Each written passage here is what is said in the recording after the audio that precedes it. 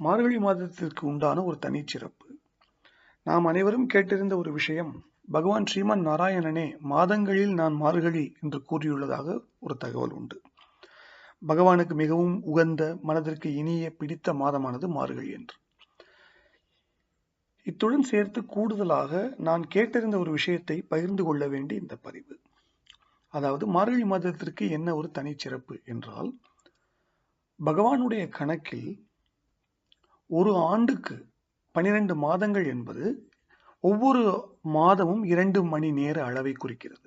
அதாவது 24 மணி நேரம். ஒரு நாளைக்கு 2 மணி நேரம் வருகிறது ஒரு மாத கணக்கு. என்ற இந்த கணக்கில் மார்கழி மாதம் அமையப்பெறுவது அதிகாலை 4 மணி முதல் 6 மணி வரை என்றால், நாம் ஒரு நாளைக்கு, ஒரு மாதம் முழுதும், மார்கழி மாதம் முழுதும் பகவானை அதிகாலையில் சென்று துயில் எழுப்பினால் பகவானை ஒரு நாள் துயில் எழுப்பதற்கு சமம்.